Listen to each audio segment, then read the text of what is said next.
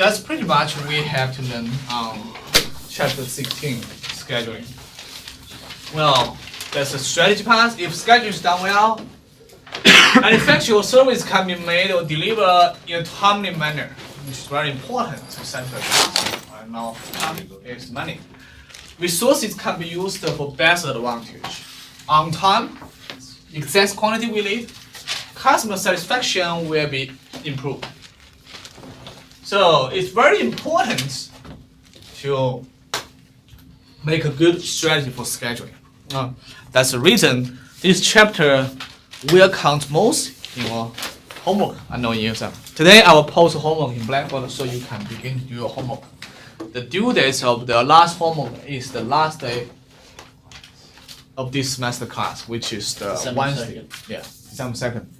Next Wednesday, I will give you guys another 2 weeks to do your homework. Should be enough. Okay. But the most important thing you know that since we will have calculation question in the final exam, so this homework is extremely important, not just for the homework percentage, but also it's good practice or preparation for your final exam. Okay. So I'll post today. On the other hand, you know that on Friday, what's happening on Friday? Case presentation, right? I hope you guys are preparing well. Still, only 2 days left. Okay, very important to get a good score in second case study. That's the end of chapter 16. Any questions or comments on chapter 16? Scheduling? Good? Everybody's good? Okay. Now, we'll begin our final journey of operation management, which is chapter 12. MRP and ERP. Okay. Maybe some people will have question why we first go to chapter 13, inventory management, chapter 15, supply chain, chapter 16, schedule, and then come back to chapter 12. Maybe I made a mistake, so I forgot to cover this chapter initially, and then I say, okay, I forget this is in the syllabus. Come back. Not really. I did that intentionally because I think that's my personal preference. I think in MRP, especially ERP, is the integration software system. Okay, include different functions in operation management. That's the reason I want to put this chapter, the last chapter. Okay. So here is our learning objectives for the last chapter. We'll describe the conditions under which MRP is most appropriate. Describe the inputs, outputs, and the nature of MRP processing. We'll also explain how requirements in MPS are translated into material requirements for lower level items. Okay, so MPS master production schedule. To discuss benefits and requirements of MRP and MRP2, and finally we'll describe ERP. Before we talk about MRP, we'll first introduce this definition again. I think we introduced this one probably on chapter 13, but let's emphasize again in this chapter. Dependent demand. Well, that's another notation we already mentioned is independent demand. Okay. Do you guys still remember the independent demand items? What items have independent demand? If you say this item or this stuff has independent demand, then what's these items? Can be gas. You mean gasoline? That can be. Any item can be have independent demand. Like components? Components is here. Components is dependent demand, but you get the point. Independent demand is the what we call finished good, right? Finished good like this desktop, right? This desktop as a whole products, they have independent demand. How many you want to order? But each component that Aaron mentioned, they have the okay, I made some mistake. I don't know how to fix that. So that's the problem. Which button I have pressed? Here, try like scrolling. This one? Like yeah, try no. Control minus. Control minus. Oh, That, that's great. That's the same function as the IE or Firefox. Okay, Control Plus. Great. over here. Thank you, Branko. So, the dependent demand is different with independent. Independent, when we talk about finished good, well, the products ready for customer to purchase or to use. But the dependent demand is a component or sub-assembly used in the production of finished good, like this monitor, keyboard. We mentioned different situation that keyboard can be a dependent demand of finished good. If you just want to buy a keyboard, well, you can buy that, right? But when we talk about this, the whole desktop, the keyboard, the monitor, they are items with dependent demand. Because one customer purchases 2 laptops, they need 2 keyboards. So that's it. So large quantity are used at specific points in time with little or no usage at other time. It's different with dependent item, independent item, because for finished good, we know that, okay, the demand is pretty smooth, right? Pretty smooth demand. Because customer will purchase the laptop or desktop every day. But when you produce, if you are working on for Dell or Lenovo, okay, you probably won't order the monitor every day, right? You want to have a lot of monitor on hand, prepare the ordering from your customer. That's why usually they have large quantity at specific points, something like that, right? So if say the laptop demand is very stable every day, but if you are manufacturing working there, right, then you probably only order monitors 3 times and put your facility prepare for the assembly job. So that's the difference. For inventory management, you can see it's also different. Do those graphs have anything to do with elastic and inelastic goods, or? Pardon me? What's your question? So the graphs, the top 2 graphs, do they have anything to do with elastic and inelastic goods?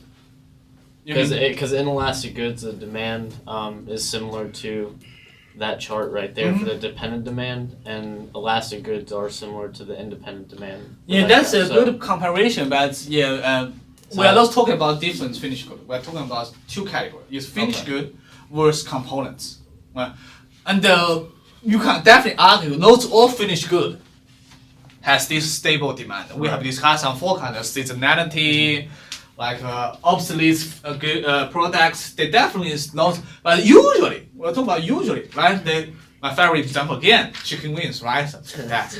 They do have very stable demand, right? They have stable demand, and then but the components, okay, the sub-assembly, when we order that, probably we won't order every day. There's several reasons, like get some discount, some other reason, but it's something like that.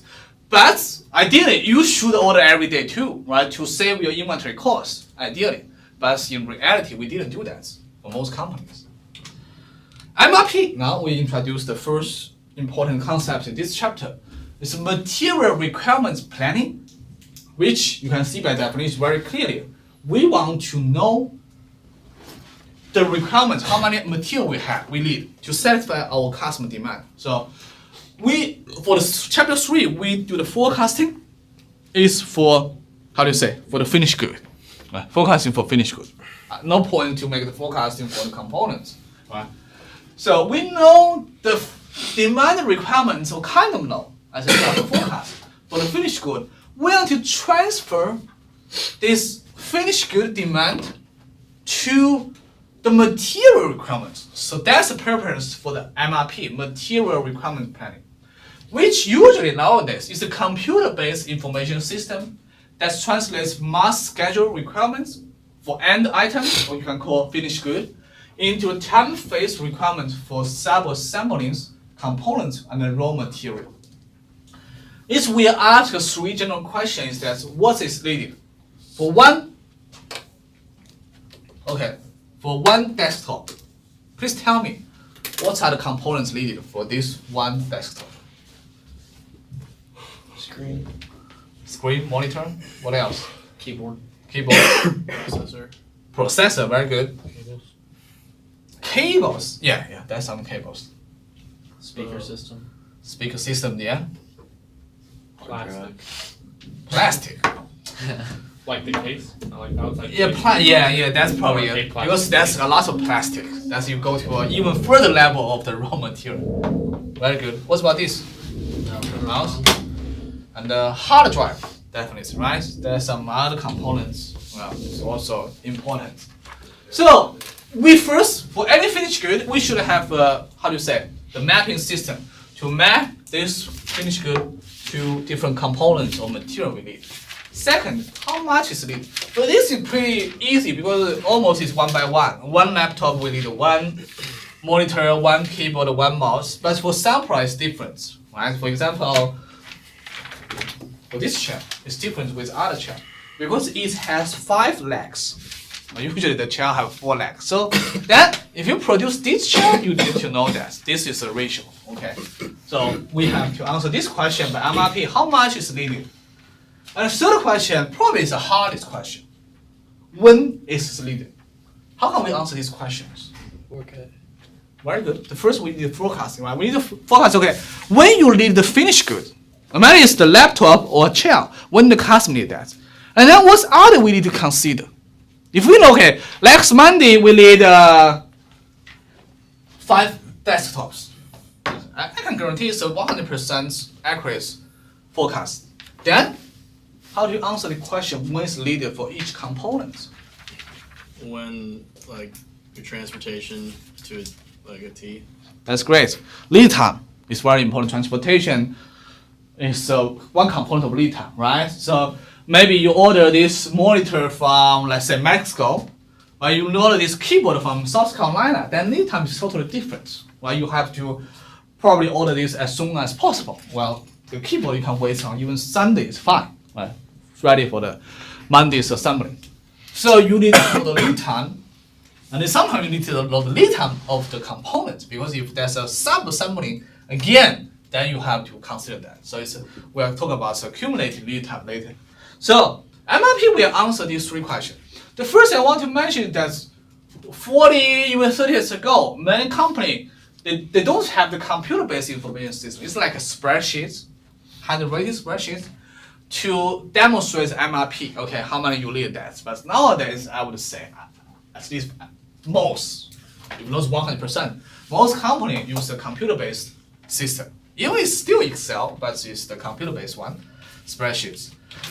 Okay, so it's an overview of MRP.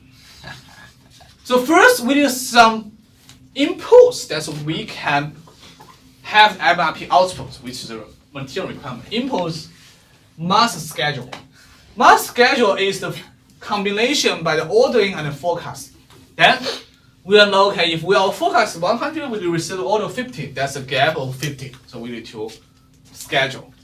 And the design change, if there's any design change, we have to know. Because if you change the chair from 4 legs to 5 legs, previous schedule or previous MRP doesn't work. Okay, any change, we have to know that. Otherwise, we'll make a mistake. Received or withdraw.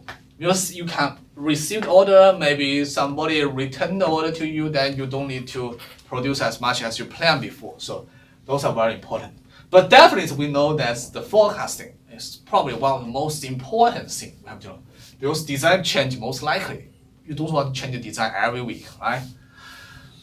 Then you have this MRP program. It's kind of a very simple program when you introduce. And then you have several different outputs. First, probably most important one is the planned order schedule. You want to know that you want to make a schedule of ordering. Okay, monitor when to place order for your supply in Mexico. Keyboard when to place order for your supply in South Carolina. And you release the order and you make any change if necessary. Some other reports include exception reports, planning reports, performance reports, and also inventory transaction. Oh. ERP. ERP. Have you guys heard of ERP before? Raise your hand if you haven't heard ERP. Herman? Okay. A lot. Huh? ERP is the enterprise resource planning, usually called ERP system. ERP was the next step in an evolution that begins with MRP. Well, this statement is correct, but the ERP is much larger than MRP. The reason why I say the next step because most companies, I would say most companies, begin with MRP. If they're the first computer system they have, most companies MRP. Like 20, 30 years ago, they had MRP. And then they find, okay, maybe we should have some computer-based system for other functions, not just for the material requirements. This can include human resource management, forecasting, inventory management, scheduling, financial management, accounting, anything you can call in the ERP. Because ERP is enterprise resource planning. Any function we can use software to manage it is belong to ERP. So I would say ERP is the integration of all the functions you can think about managed or used for by software. Okay. Typically, it has an MRP core because that's tradition, right? So represents an expanded effort to integrate standards that will permit information sharing among different areas of an organization in order to manage the system more efficient. So that's exactly we talk about like collaboration, right? We want to use the information, like forecasting information, used for inventory management, for scheduling, for location planning. Well, you can definitely copy the spreadsheets from one computer to another computer, but we know nowadays, 21st century is not so efficient. ERP definitely needs to make it easy. Right? You have information sharing among different areas of organization. Human resource have your information. Finance department, marketing, and share information with operations. On the other hand, we can also enforce collaboration or improve collaboration among different organizations, right? This is just in one organization, finance departments, human resource departments work together, share information with operation department. But for the whole supply chain, ERP also be very helpful. If you know some integration parts, you can share like our candy game, right? We can share like inventory information with other partners with ERP system. So it has a collection of integrated modules. Lots of modules. You can name that. Any module, inventory, human resource, like accounting, you can name that. Anything we mentioned in this course or in some other course, as long as you think it's very helpful, use the software, they provide that. Whether you want to buy them is your choice, because usually it's very expensive to purchase a module. So different companies have different preference. That's the ERP system. Okay. Yeah. That's my favorite part. So, class video, right?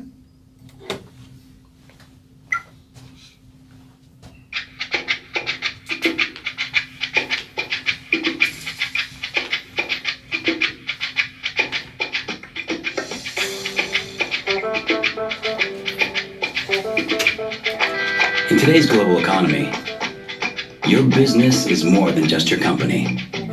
It's anybody your company does business with. Your partners, your suppliers, vendors, subcontractors, distributors, and customers. Wherever they are in the world.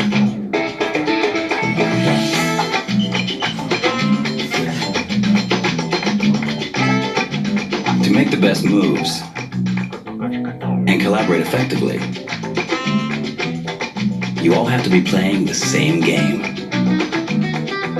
Connecting seamlessly, able to adjust your strategies with ease, focused on the same goal.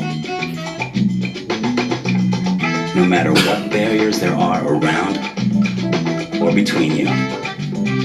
With an IT platform that gives all the players in your business network the ability to communicate freely and work together as one, you can anticipate outcomes with precision, innovate on the fly, and turn challenges into opportunities.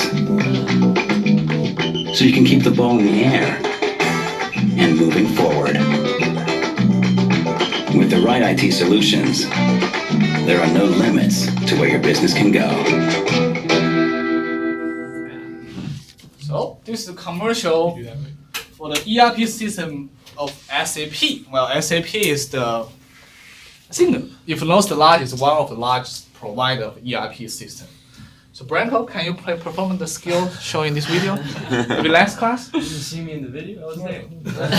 Okay, so next class before the presentation, you will take a soccer, that's we will see your performance, and we compare with their performance, okay? So, no pressure, right? So you can see that the goal for ERP is not just simply we define our textbook, not just the departments for within organization, like showing this commercial. Why they promote that? Because nowadays ERP really is a tool to connect all customers, global customers in the supply chain. Without ERP, it's really hard for us to share information efficient with our partner. Definitely, you can have the conference call every day. You can send a spreadsheet through the email. But you know that it's not the safe way. It's not the efficient way. Right? It can make a lot of mistakes. But if you have an IT system, especially if your partner use the same like say SAP, frankly speaking, I have to say that have nothing to do with SAP. I just use that as an example. But if you and your partner both use SAP, it's pretty easy for them to have integration system to share the data among you and your partner. Okay, so that's the SAP.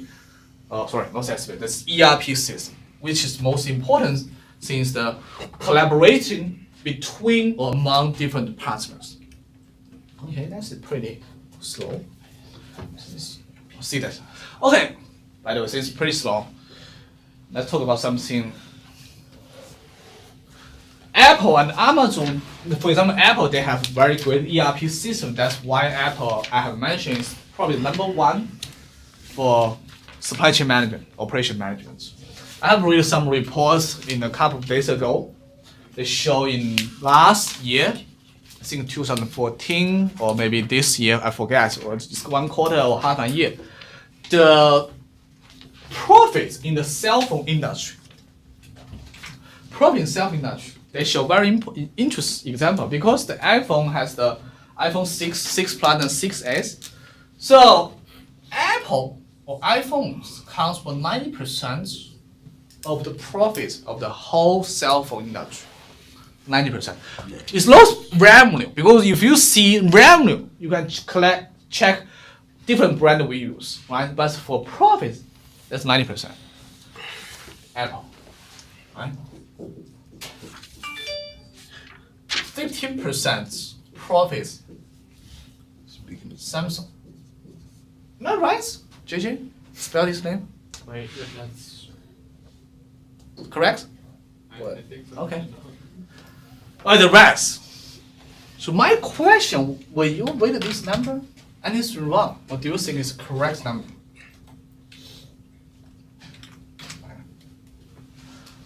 Profits. We're talking about profits, right?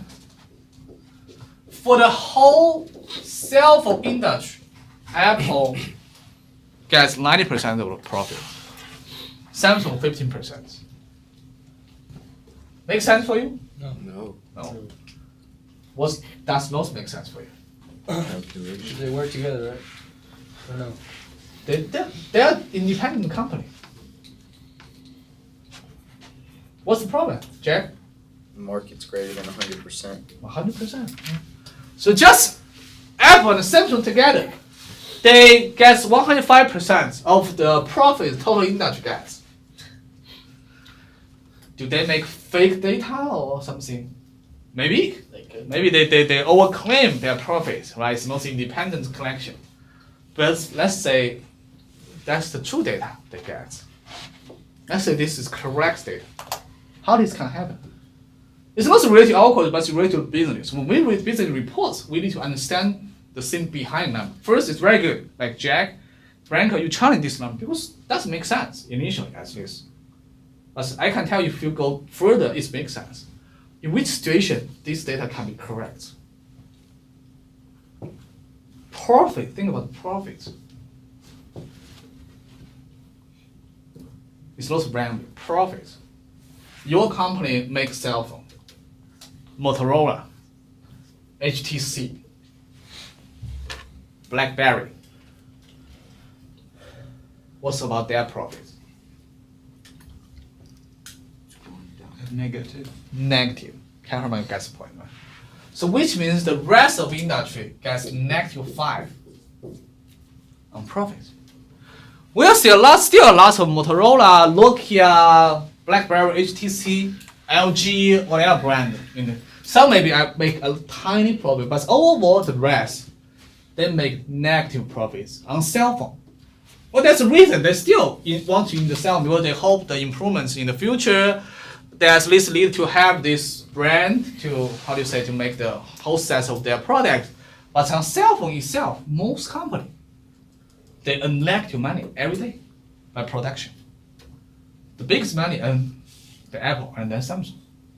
Even Samsung is counts compared to Apple. The percentage is lower than before.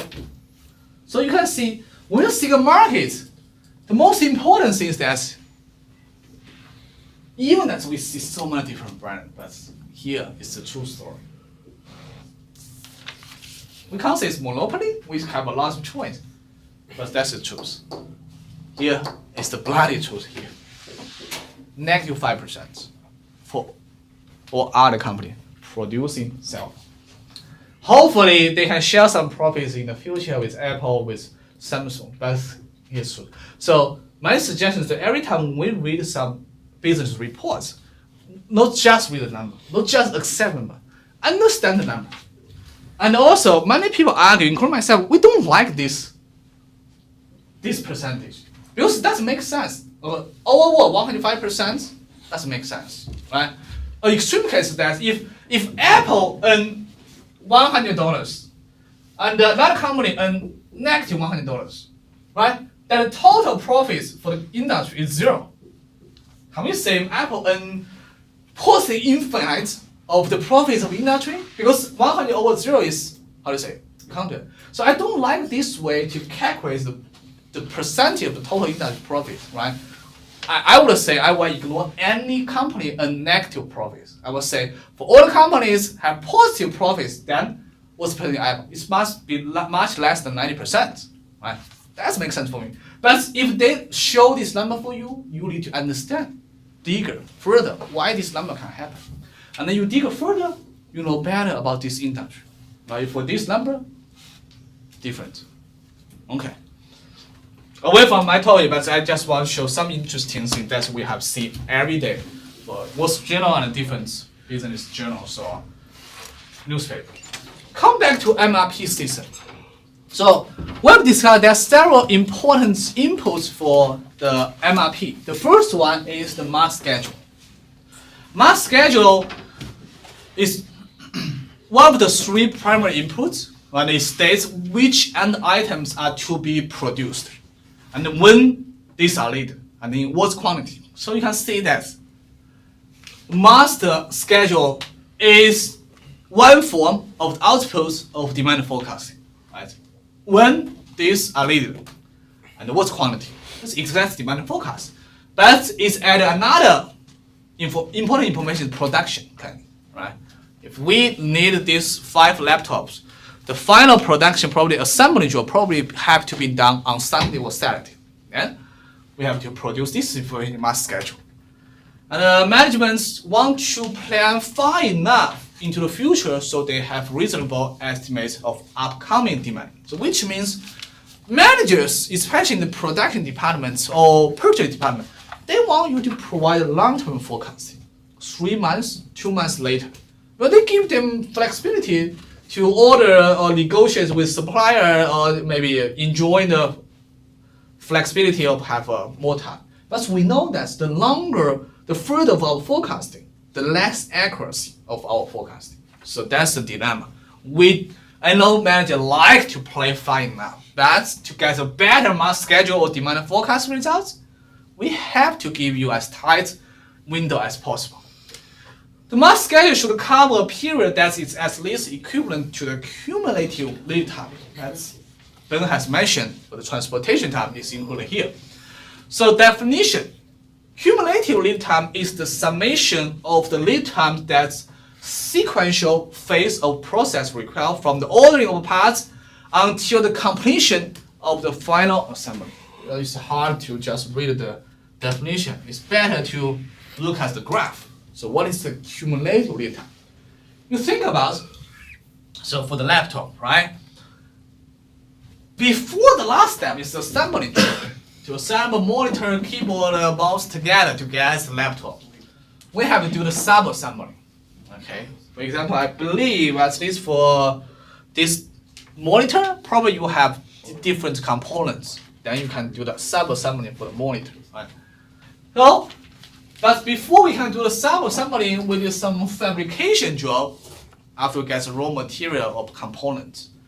So fabrication before that definitely is a purchase or procurement. So add together is about from the beginning of second week until the end of 10th week, we get the products ready. So what is the cumulative lead time for this example?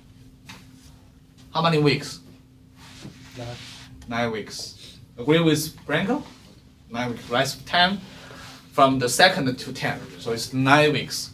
Which means you have to provide the demand forecast at least 9 weeks in advance. Which is our preference if you are working for the forecast department. But if you understand the cumulative lead time, that's the results we have to accept. We have to provide the demand forecast 9 weeks, which probably is not the best. Right? What we can do is that in the future, maybe we want to shorten the procurement time, transportation. Why you need to ship me 2 weeks?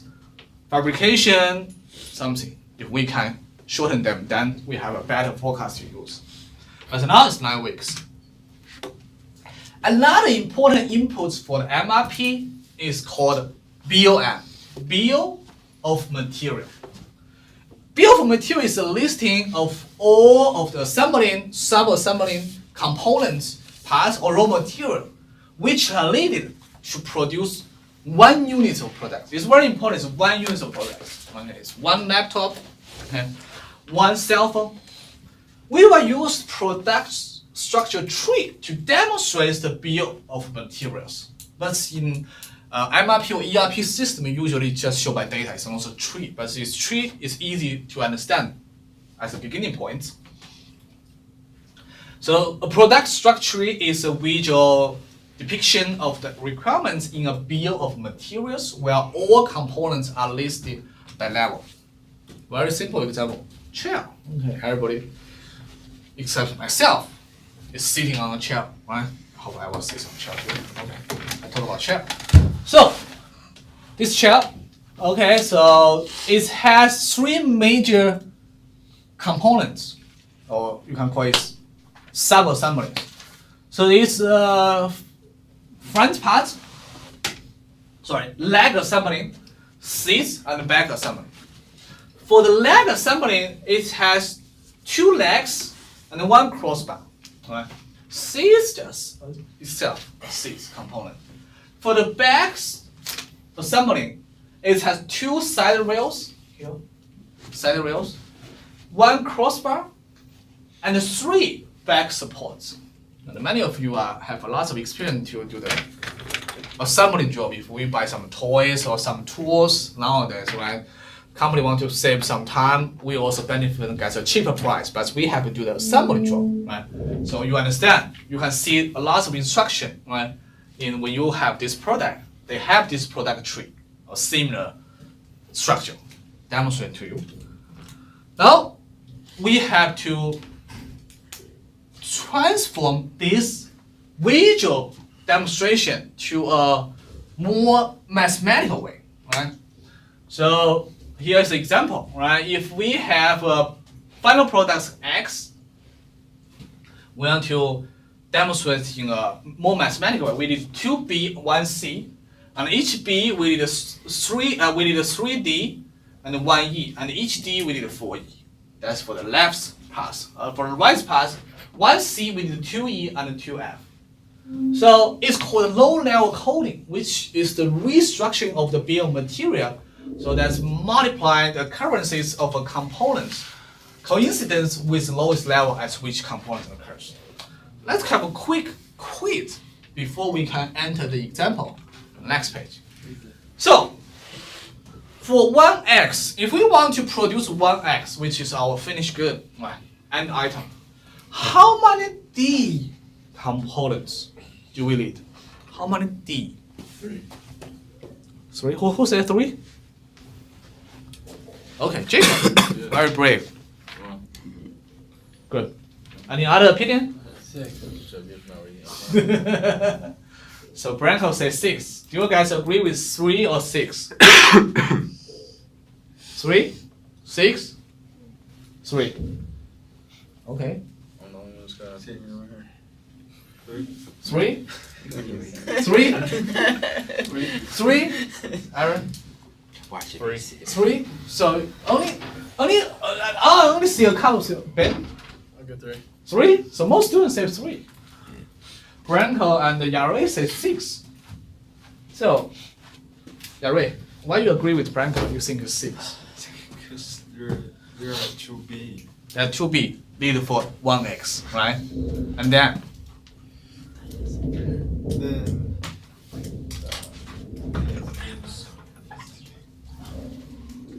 we need 3D for each B.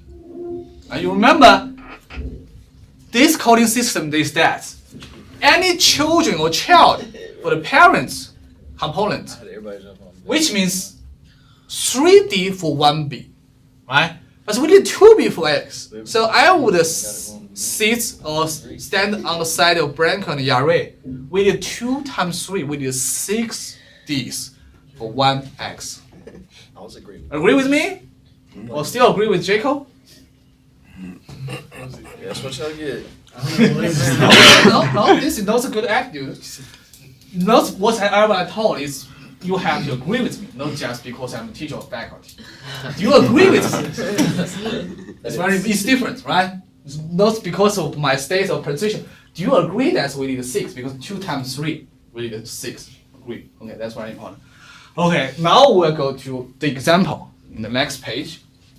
And we know that still we use the graph we have seen in this slide. Okay, let me write this graph for you. Then easy to use this graph. Example here. So with 1x, 2b,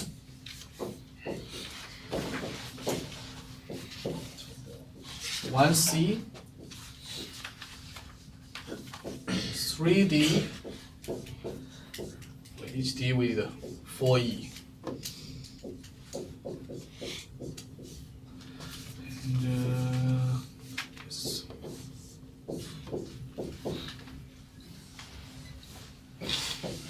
2E. Here is. Okay. Here is the level coding and then the example. So we want to determine the quantity of B, C, D, E, and F which are needed to assemble 1x, one chair. So give you guys 2 minutes. This should not be so hard. Now the structure. Okay.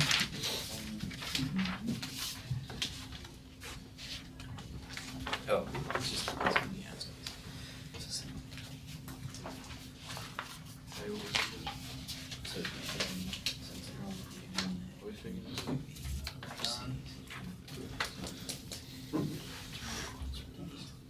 I would say B, C, even D is not hard. Or F, but the hardest part is for E. How many E do we need?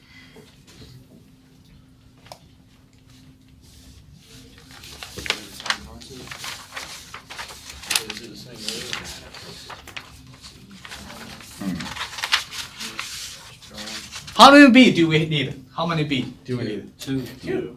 Right? How many C do we need? 1. How many D? 6. How many F do we need? 2. 2, which is 1 times 2 because it's need 1 C and each C need 2 F. So only tricky part is E. 28. 28. Somebody get that? Did I? Okay, I will give another 1 minute for you to figure out that. How many E do we need? 27. 27? 28. At 29. 24, I've seen 26, 27, 28, 29. 28.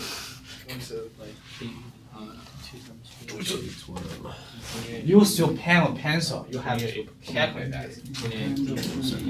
It's 28. 28 times 4. It's all based on the level above it. From what side? Will be 27. From D side? I mean from the B side. So how many D's you You guys get So this? you could do Let me like see. How many? Because like, so Okay, 1D needs to get 2 B's. It's 2 JJ? will equal 4 D's will equal 1D. No idea? B's are just multiplying Right. by How many do you guys?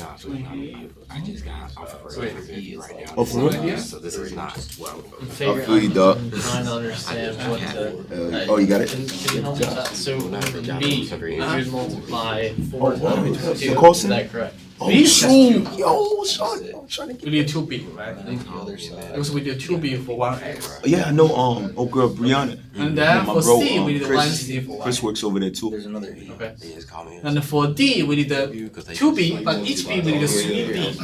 So 2 times 3, which is 16. 15 an hour. 14. Yo, what they? Wait, how's the hours looking Yeah. like? Because you missed this structure last 10 minutes, you are out, so probably you guys confused about Wait, it. I was up for 10 minutes. 5 minutes maybe? Oh, I was just like. Okay. So this is 2B needed for 1x. For each B, we need 3B. Each day and get The total is 2 times 3, we need You 16. get paid 15 an hour. Does it make sense? What'd you get? you had to work. I might have to just go back to the text and read it. I mean, unless you do it the other way, then it's like 30. Dog. Figure out Yo, that? I got to holler at the difference. No idea? right. 28? 27? Right. You can't give me 2 numbers. It should be 28. I'm trying to figure out though, like, cause are we counting from this side though? Both, we have to add them together. Because E why is that appeared. Alright, well, that's There's what I'm 3 saying. different final load, right? When you Okay. add them together, you get 28. Yeah, 28. Yeah, cause I got 14, and then after that I got Right. yeah. Then I multiply times Okay, 2. Manis already got that. So E. So it's 16. Oh yeah. Any volunteer tell me how many E do we need? Last 28. How do you get 28? Don't tell me something wrong again. So, appears in 3 different positions. Agree with me? Here, middle, right side. Let's first look at the left pass. From X to B to D to E, which means So you had me think. for each D, we need 4E, right? 24. And then we need 3D for each B. And then we need 2B for 1X. That is very easy to calculate, to multiply these, how do you say, coefficients together with 4 times 3 times 1, 2. Here is left pass. How many E we need? Just for the left pass. For the middle pass, for each B directly we need 1E. But we need 2 B's for 1X is added 2.